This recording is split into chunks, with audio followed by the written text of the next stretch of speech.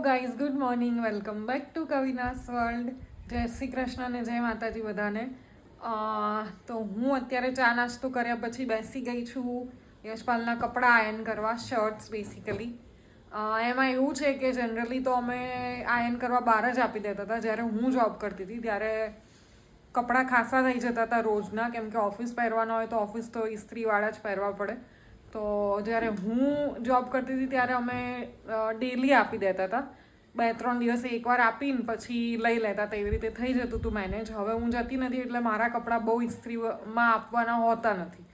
તો રહ્યા યશપાલના કપડાં ડેલીના ડેલી. તો એમના 2-3 શર્ટ્સ ભેગા થાય ત્યારે હું આયન કરી દેતી હોઉં આવી રીતે. અને એવી રીતે ચલાવીએ છીએ હમણાં તો ચલો સ્ટાર્ટ કરીએ ઇસ્ત્રી કરવાનું. આ છે ઇસ્ત્રી અને અહીંયા લગાવી છે. અને રૂમમાં જ હું કરું છું, આવી જ રીતે એવરી ટાઈમ કરું છું, નીચે ચોરસો પાથરીને. તો as you all know guys, આ છે અમારા ઘરનું ગાર્ડન. અને સવારે માળી અંકલ આવ્યા હતા તો એમની સાથે એ ડિસ્કશન થઈ રહ્યું છે કે ચારે બાજુ જે અમે ફરતા મહેંદીના છોડ રાખ્યા હતા એ કાઢીને કયું કરવું. કેમ કે પપ્પાને કોકે કીધું છે કે મહેંદી ઘરે ના રખાય.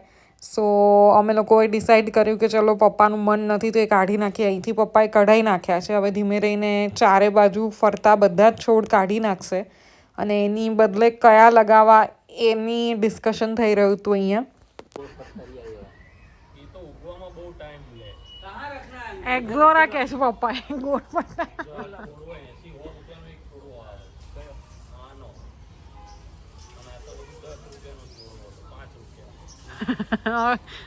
Hello guys, good evening. તો ચલો બધા સાંજની ચા પીવા માટે.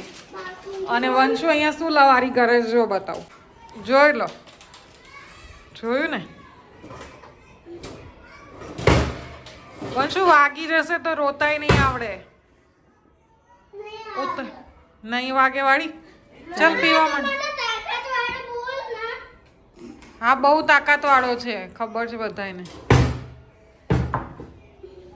બાને જવાનું છે મહેંદી ન ખાવાય ને. મમ્મીને જવાનું છે પ્રસંગમાં એક, એટલે એમને મહેંદી ન ખાવા. અને કયા પ્રસંગમાં એની માટે તમે લોકો સ્ટે ટ્યુન રહો, તમને કહીશું. અને આ ભાઈને જો ઓરેન્જ ખાવી છે ટ્યુશનમાંથી આવીને. શું પૂછે છે? મહેંદી ના ખાઈને કાલે આવવાના એમ.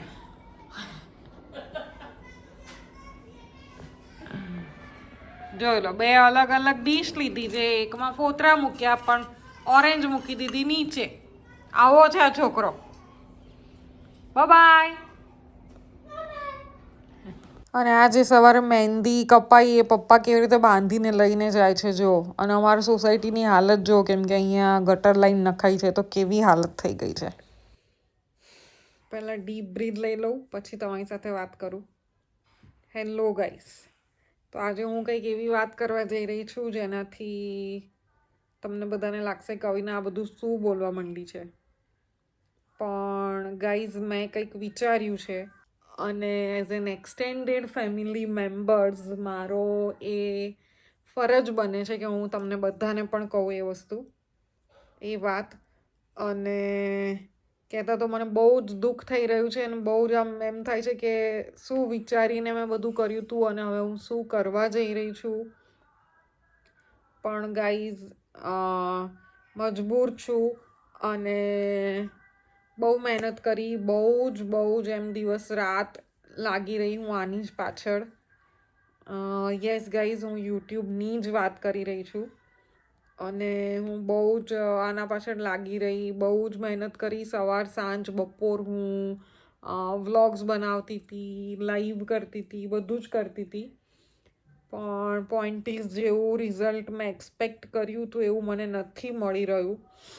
અને નાઉ આઈ એમ થિંકિંગ કે હું યુટ્યુબ બંધ કરી દઉં.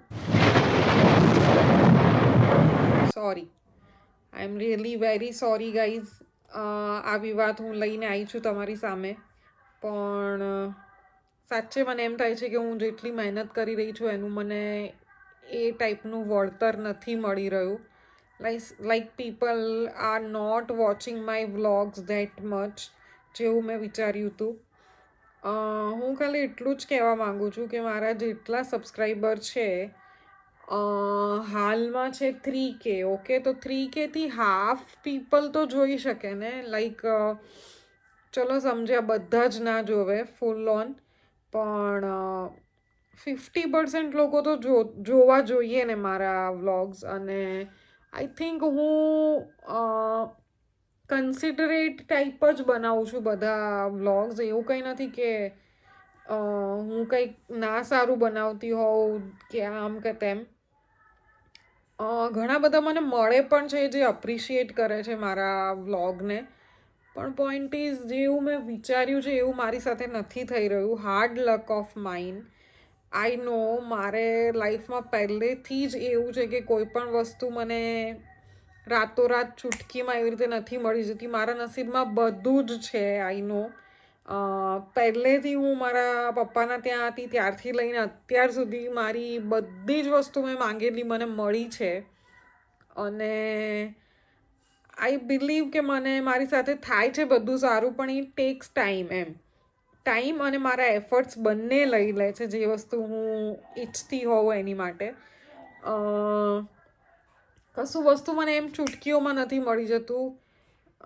બધું બહુ જ મહેનત કરવા પછી મને મળે છે ખરું, નો ડાઉટ, પણ ઇટ ટેક્સ ટાઈમ એવું છે. અને આ વખતે મેં મારું પેશન્સ લૂઝ કરી નાખ્યું છે. છેલ્લા 4 મહિનાથી હું વ્લોગ્સ બનાવું છું, અને પહેલાં જે ઘટના બની એ તો બધું તમને ખબર જ છે. એના વિશે હું ફરીથી વાત નહીં કરું. એણે મારું મોરલ તોડ્યું હતું એ વિશે ફરીથી વાત નહીં કરું. પણ આ વખતે કોઈ એક માણસ નથી, આ વખતે ઘણા બધા છે. કેમ કે like people are not watching my vlogs. જે રીતે મેં પહેલાં કીધું, જેવું મેં એક્સપેક્ટ કર્યું હતું કે કરી રહી છું એવો મને રિસ્પોન્સ નથી મળી રહ્યો. એટલે આ વખતે કોઈ એકના લીધે નહીં, હું ઘણા બધાના લીધે અને ઘણા બધા પરિબળો ભેગા થઈને, કેમ કે એક વ્લોગ બનાવવા પાછળ ગાઈઝ યુ ડોન્ટ બિલીવ બહુ જ મહેનત છે. સવારથી લઈને સાંજ સુધી બધી જ ક્લિપ્સ લઉં, નાની મોટી. રાત્રે પછી મતલબ વેનેવર આઈ ગેટ ટાઈમ હું એને એડિટ કરું. અને editing is not small thing. એમાં બહુ જ એફર્ટ્સ ને ટાઈમ ટેકિંગ છે. અને એ બધું જ પછી અપલોડ કરવું, આ તે એમાં કંઈક નવું બધું લાવતા રહેવું. શું નવું કરવું છે, શું બતાવવું છે, બધો જ વિચાર કરવો એ કંઈ નાની વાત નથી. અને આઈ થિંક આ બધી વસ્તુનું તમને કંઈક તો ફળ મળવું જ જોઈએ. હવે જ્યારે મારી ચેનલ મોનિટાઈઝ થઈ ગઈ છે ત્યારે હું આવી વાત કરી રહી છું, એટલે તમે બધા સમજતા જ હશો કે આ કેટલી મોટી વસ્તુ હું બોલી રહી છું. કેમ કે મોનિટાઈઝ ના થઈ હોય, એમાં ટાઈમ લાગતો હોય, તો લોકો આવું કહે કે મારે તો યુટ્યુબ છોડી દેવું છે, મોનિટાઈઝ નથી થતું, હું 1 વર્ષથી ટ્રાય કરી રહી છું તોય નથી થતું, આમ તેમ ઘણા બધા એવું બોલતા હોય છે. એટલે એ લોકોને યુટ્યુબ છોડવું હોય છે. પણ મારી સાથે તો કંઈક અલગ જ છે. 4 જ મહિનામાં મોનિટાઈઝ પણ થઈ ગઈ હતી ચેનલ. અને જેવું હું વિચારતી હતી એવું બધું જ થઈ રહ્યું હતું. પણ પોઈન્ટ ઇઝ વ્યૂઝ નથી આવી રહ્યા ગાઈઝ. એ વ્યૂઝ માટે થઈને મારે કંઈક તો સ્ટેપ લેવું છે એવું મેં વિચાર્યું છે. એટલે તમે બધા પ્લીઝ મને સજેસ્ટ કરજો, મારે આ સ્ટેપ લેવું જોઈએ કે નહીં. લાઈક હું બંધ કરી દઉં કે હું મારો પ્રયત્ન ચાલુ રાખું અને એક દિવસ મને સફળતા મળશે. તમે પ્લીઝ મને કમેન્ટ કરીને કહેજો મારે શું કરવું જોઈએ. અને ચલો એ જ નોટ પર હું તમને અહીંયા બાય કહું છું. આઈ ડોન્ટ નો આ મારો લાસ્ટ વ્લોગ હશે કે શું. વિચારું તો એવું જ રહી છું કે લાસ્ટ જ વ્લોગ હશે. બિકોઝ એઝ આઈ સેડ નથી મજા આવી રહી, વ્યૂઝ નથી આવતા, એટલે બહુ જ મહેનત કરું છું તો પણ. અને તો ચલો નસીબમાં હશે તો ફરીથી મળીશું. Otherwise bye, take care everyone. Thank you so much મારા વ્લોગ્સ જોવા માટે. જે લોકો ડેલી જોવે છે, એકદમ મનથી જોવે છે, એ બધાને થેન્ક યુ સો મચ. અને બસ ચલો મળીશું જો નસીબમાં હશે તો. બાય, ટેક કેર, જય શ્રી કૃષ્ણ, જય માતાજી.